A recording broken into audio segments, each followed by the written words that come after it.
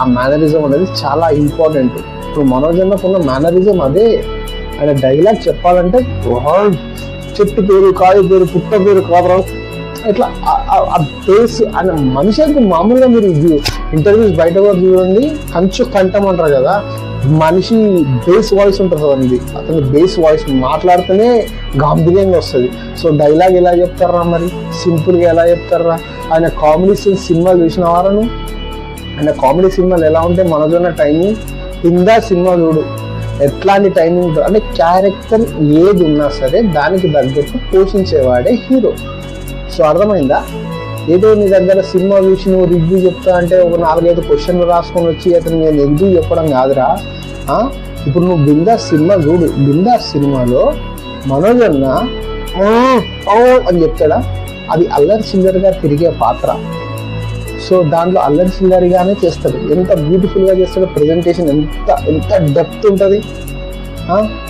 దాంట్లో ఒక్కడు మిగిలాడు సినిమా ఉంటుంది, దాంట్లో చూడు సోషల్ అవేర్నెస్ కోసం ఒక పోరాడే లీడర్, ఒక యూత్ లీడర్తో ఉన్న పాత్ర ఎంత బాగా చేస్తాడు. సినిమా ఆడలేదు, ఒక్కడు మస్తు ఉంటుంది సినిమా. దాంట్లో మొత్తం శ్రీలంకలో ఉండే మిలిటరీ వాళ్ళ గెటప్ వేసుకొని ఏముంటాడు, అప్పుడు జర ఫ్యాట్ అయిపోయిండు, అంత కథ వేరే ఉంది అన్నది. కానీ దాంట్లో ఎట్లా చేస్తాడు, గుర్తు చేసుకోవాలి. పాతవి కూడా మనం కంపారేజ్ చేసుకొని ఒక రివ్యూ ఇస్తుంటే ముంగటానికి కూడా అది అవురా కరెక్ట్ చెప్తున్నారు అవి అనుకోవాలి. గాంభీర్యంగా వస్తుంది వాయిస్, కొద్దిగా ఎక్స్ట్రా చేస్తుండు అంటే ఎట్లా ఎక్స్ట్రా చేస్తారా? సినిమాని బట్టి, క్యారెక్టర్ని బట్టి డైలాగ్ డెలివరీ ఉంటుంది. నువ్వు చూడు ప్రీవియస్ సినిమాలు అన్నీ చూసి పాండవులు తుమ్మెదలు అట్లనే చెప్తాడా?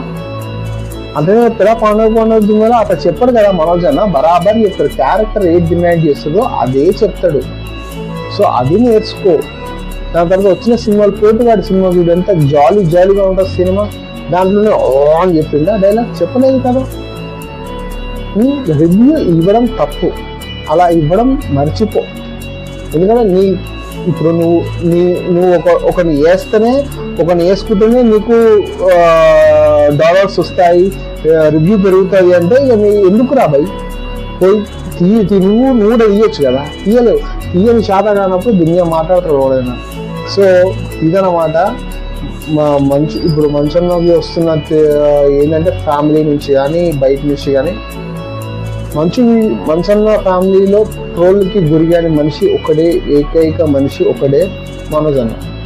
సో మనోజ్ అన్నది చాలా ఇంపార్టెన్స్ ఉంటుంది. ఎందుకంటే అతను మొన్న రీసెంట్ ఇంటర్వ్యూలో కూడా మనకి పడదు బాయ్, ఈ అమ్మ రోడ్డు మీద ఫాస్ట్ ఫుడ్ పట కొట్టి బండి స్టైల్ ఫాస్ట్ ఫుడ్